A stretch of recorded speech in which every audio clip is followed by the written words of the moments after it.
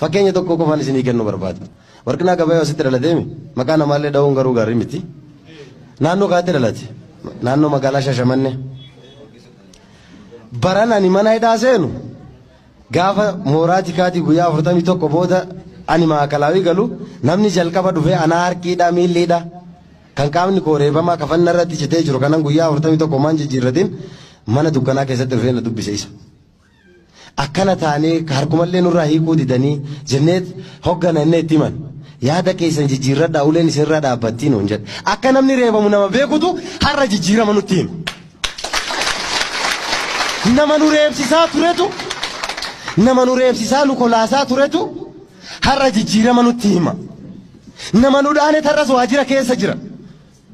Afaan jijjiirratan malee jarri hin jijjiiramne jijjiiramni jedhamus kana. Namni kana beekuu qaba. Yimar Hasan Badhaasoo waajjira qonnaa godina Arsii Lixaa keessaa fidanii na waliin hidhan. Na biratti wareegan. Na biratti wareegan. Nama Arsii Lixaati as Shashamannee kanatti dhalate.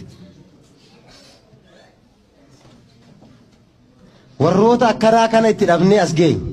Nama tokko irraa wareegamintu har'a qabsoo goone waggaa 27 eessa turtanii nuun jedhe waggaa 27 mana hidhaa gammoojjii Oromiyaa baddaa fi keessatti du'aa turre kana itti hima.